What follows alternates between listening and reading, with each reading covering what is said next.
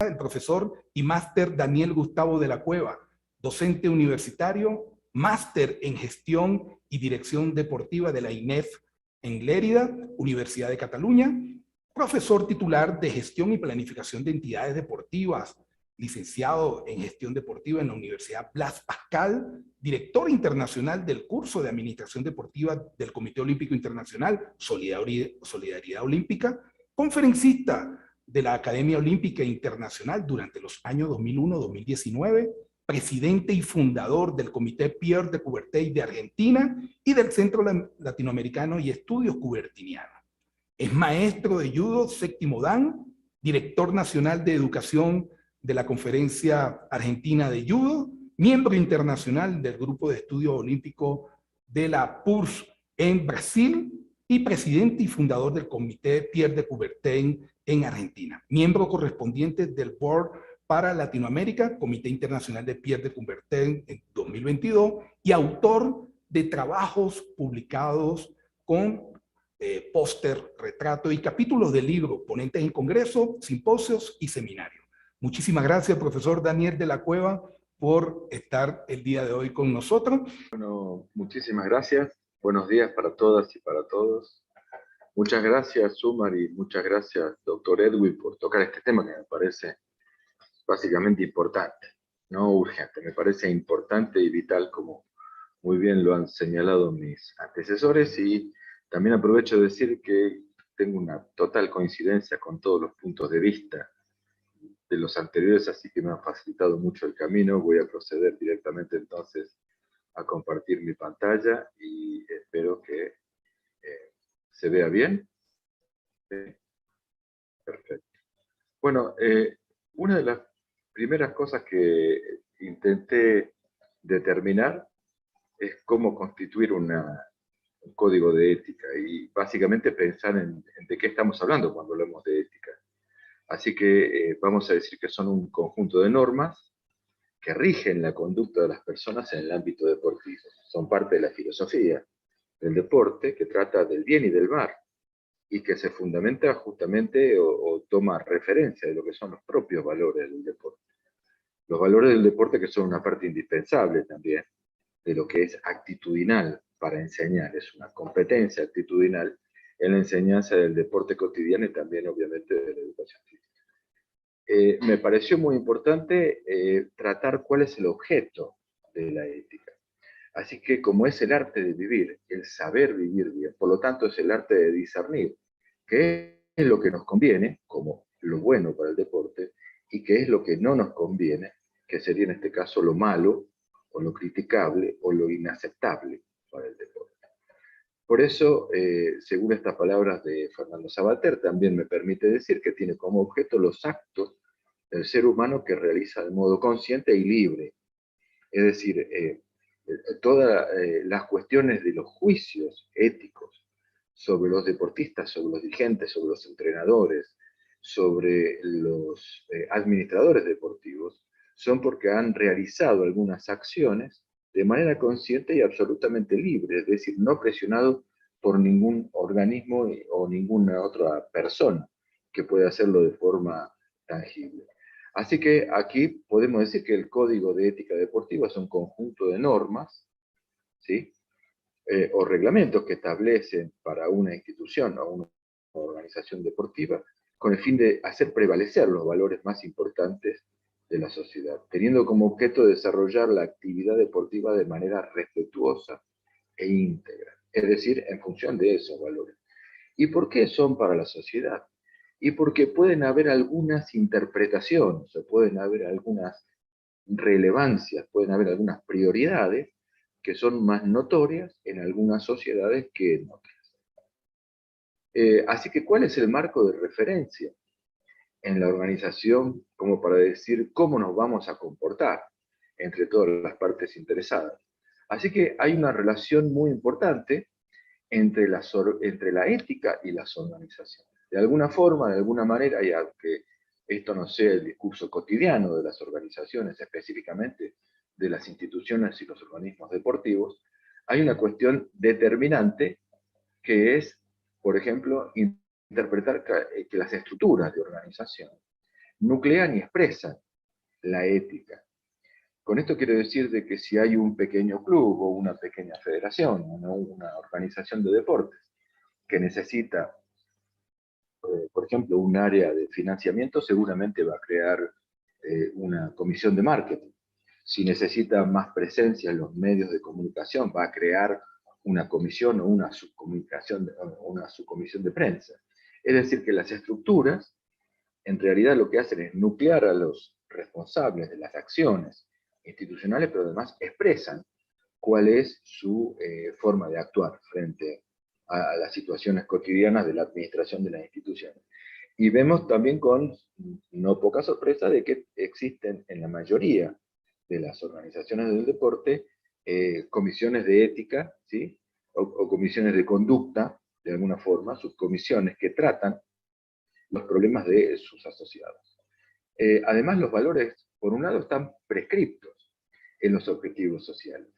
La importancia es ver cómo estas declaraciones no son meramente expresiones de marketing, digamos que se realizan solamente para impresionar a quien las recibe y no son realmente una preocupación de la acción cotidiana de las instituciones. Así que aquí nos enfrentamos frente a la prueba de la sinceridad, en la realidad del discurso. Por eso lo más importante no son estas declaraciones que pueden estar perfectamente encuadradas y enmarcadas en una pared para hacerlas parecer realmente lo que se pretende, y no realmente juzgar las acciones por el efecto que tienen las actividades cotidianas. La ética deportiva también, ya que la analizamos desde el punto de vista del objeto, me parece muy oportuno analizarlo también desde el lado del sujeto.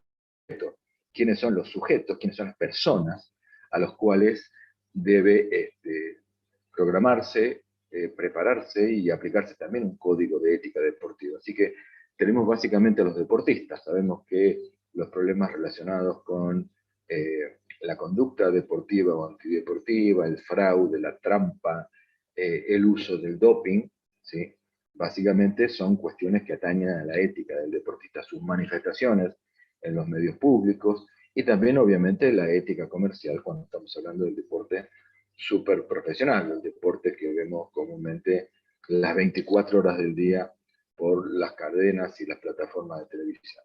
También están incluidos los entrenadores.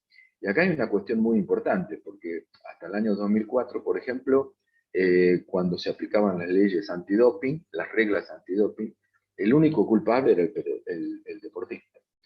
A partir del año 2004, a partir de los Juegos Olímpicos de Atenas, no solamente el deportista es el culpable del doping, sino también su entrenador y también su médico. Es decir, que se sobreentiende que el deportista está acompañado, está contenido por una serie de personas que también son pasibles de ser juzgadas y atendidas por el código de ética. Los árbitros, básicamente en su accionar y en su parte tan importante en las competencias deportivas, como decíamos antes, los médicos, los químicos, los bioquímicos, las ciencias aplicadas.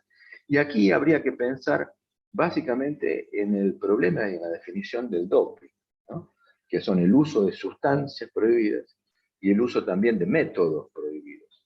Y también vale la pena reflexionar si el problema del doping se ha resuelto, por ejemplo, con el sistema antidoping. Y en realidad vemos que desde que hay análisis antidoping, el problema del doping en el deporte no ha desaparecido, ni siquiera ha disminuido, sino que en realidad ha aumentado el caso de sustancias prohibidas y también el caso de controles antidoping que han sido encontrados como positivos o adversos y desfavorables en función de la ética del deportista. Quiere decir que si nos ponemos a pensar, el problema del doping no es un problema de índole científico, sino más bien un problema de índole moral y ético. O sea que de alguna forma ha fallado el deporte en solucionar este problema, que es un problema básicamente de fundamento ético. También muchas veces se aplican reglas de ética, por ejemplo, hacia el público, por las manifestaciones racistas que hay en los estadios, manifestaciones violentas o embates entre las torcidas o las barras bravas, ¿sí?, que producen hechos de violencia realmente inconcebibles. Entonces nos preguntamos realmente cuál es el efecto que se tiene justamente en los códigos de ética deportiva con respecto a este fenómeno. Están incluidos también los padres y los familiares de los deportistas, porque al fin y al cabo son los deportistas, si bien son una expresión de todo lo que es la logística de preparación, de procesos de entrenamiento y de preparación deportiva, también manifiestan los valores de la familia de la cual proviene el deportista. También es muy importante que alcance este código de ética deportiva a los administradores, a los gestores, a los funcionarios, a los dirigentes y los oficiales del deporte. También es considerado la importancia de los sponsors y los proveedores del deporte, los productores, fabricantes, distribuidores del comercio de artículos y de materiales deportivos, los medios de comunicación y también las redes sociales. Es decir que entendemos que en esta enumeración creemos que nadie queda fuera de un código de ética deportiva. Por lo tanto, todos los actores, directos o indirectos, todos los responsables, directos o indirectos, son pasibles de ser analizados bajo la óptica de la ética en el deporte. Así que vamos a utilizar nuestra imagen tan positiva y tan amable de nuestro amigo Sumar para decir que hay un marco de referencia que tiene que ver con el sector de los prestadores de los servicios privados, del deporte con fines comerciales, los gimnasios, las academias. Esto tiene que ver con el deporte espectáculo o con los modelos de actuación deportiva también, y que en este caso la ética debería estar orientada hacia el proceso de fiscalidad o de la fiscalización y la regulación de la transparencia y el crecimiento de este modelo de práctica deportiva.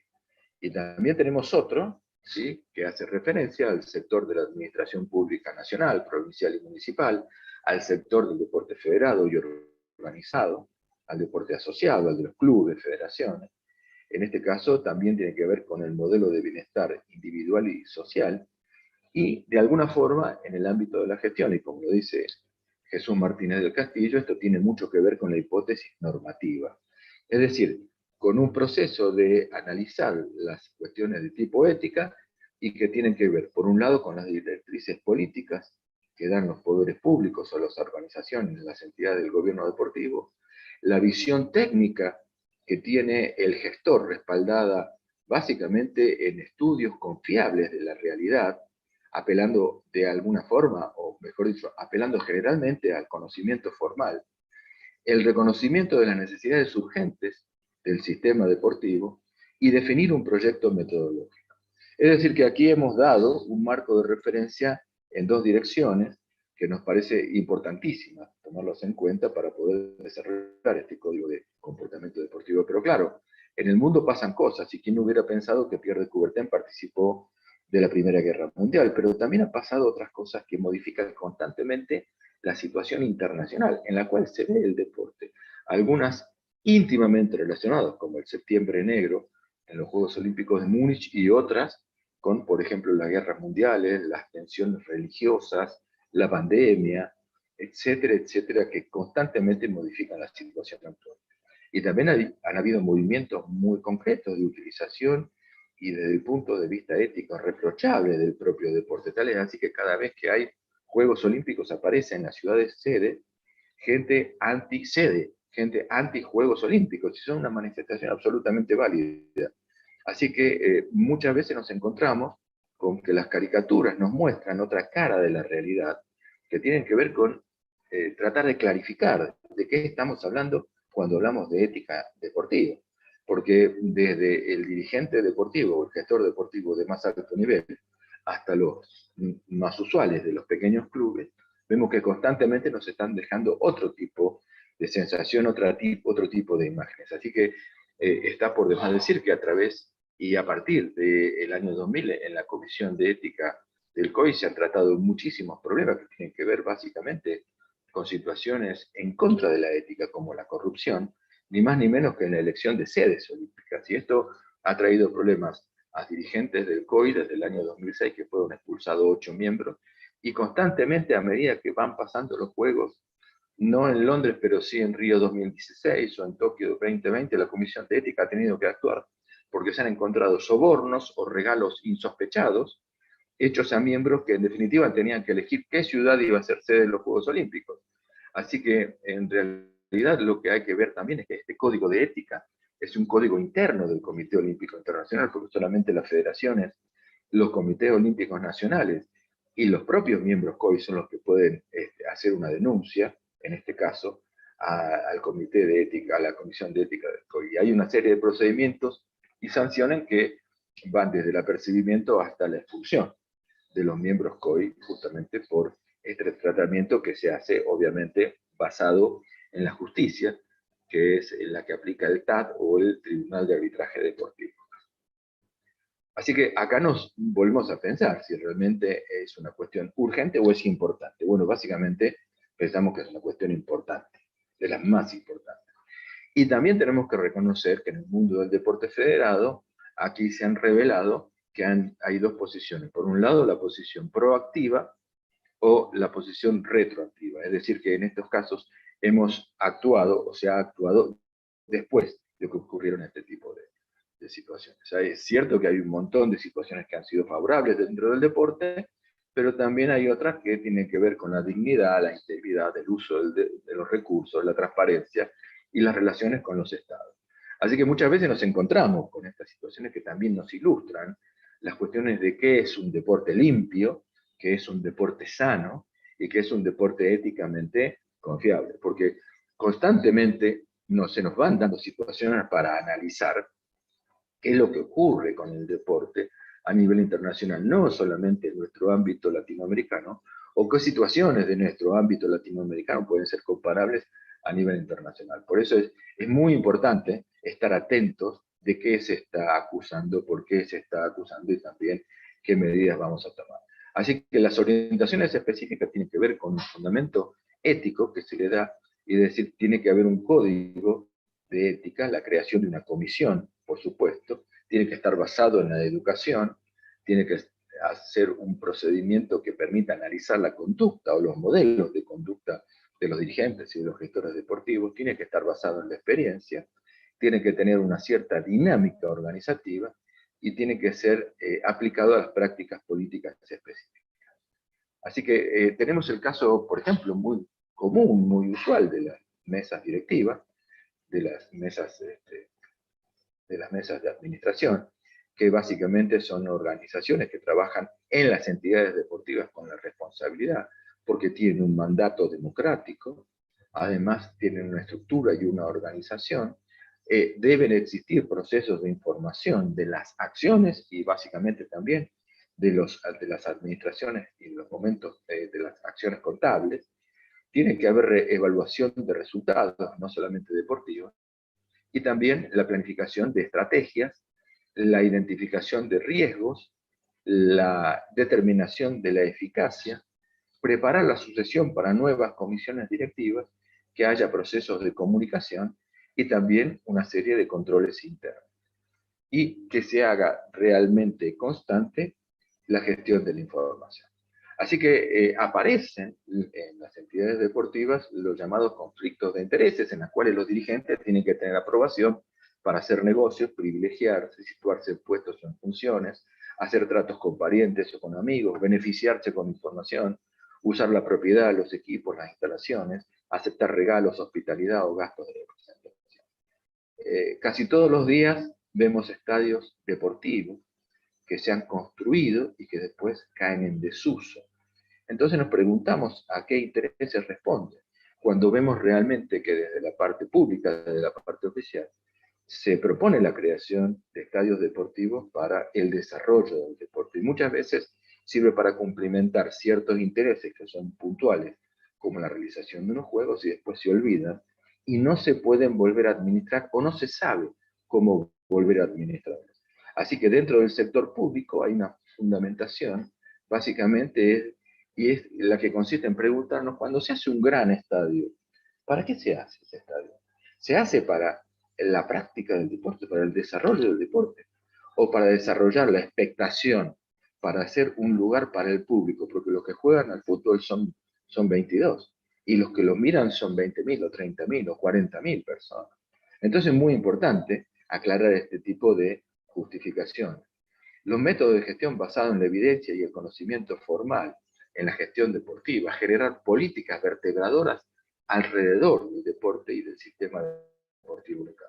Hacer una selección correcta y concreta de los recursos humanos, dar privilegio a la carrera administrativa, como nos decía recién nuestro colega de Colombia, la especialización en políticas públicas deportivas y también el aspecto de la personería jurídica. Aclarar que cada vez que se le otorga la personería jurídica a una entidad deportiva es porque se reconoce que está haciendo algo de bien público, algo de bien para el Estado. Así que, como dice nuestro amigo Carlos de Colombia, nuestro amigo Carlos Villegas, el concepto de gobernanza nos puede orientar porque es un conjunto de herramientas, procesos colectivos, articulados y estandarizados de una organización deportiva que se adopta voluntariamente, con el propósito de garantizar la relación óptima con todas las partes interesadas, realizar una gestión integral que puede ser medida, evaluada, revisada periódicamente y que se rindan cuentas públicamente. Esto es de alguna forma la cultura del buen gobierno. Porque esto creo que es lo que debe orientarnos para un código de ética deportiva. Y en el conjunto, estos procesos producen un aumento de la confianza porque nos permiten relacionarnos con las fuentes y los actores del deporte, nos permiten el crecimiento, justamente porque hay mayor participación y mayores ingresos, y nos permiten mejorar el desempeño porque atraen y retienen personas que están aptas y están bien motivadas para el desarrollo. Así que los indicadores básicos tienen que ver con la transparencia organizacional, con la transparencia de los reportes, la representación de los involucrados, de los interesados, los stakeholders, tienen que tener procesos democráticos, tienen que tener mecanismos de control, tienen que generar la integridad del deporte y tienen que permitir la solidaridad. Así que, para terminar, y disculpen el tiempo, ¿cómo implementaría esto para que no quede en una mera declaración de principio? Bueno, básicamente, como dijeron mis antecesores, privilegiando una producción colectiva. Esto lo tenemos que hacer entre mesas de discusión, entre todos, con todos, y para todos y todas. ¿Sí? Las decisiones, lo más importante es que haya acuerdos y consensos. Y una vez que se acuerde y se llegue a un documento final, habrá que tener una aprobación irrestricta. La difusión del objeto, de la ética y el código para el deporte, tomar libremente una decisión, es decir, privilegiar la decisión que se ha tenido y actuar. ¿Sí? Y básicamente educar al sujeto de la ética, que es un trabajo realmente titánico, muy grande y muy difícil de lograr y conseguir. Así que, como decía Pierre de Coubertin, no existe deporte sin ética, y sin ética el deporte es apenas movimiento. Así que muchísimas gracias y muy atento a su continuidad.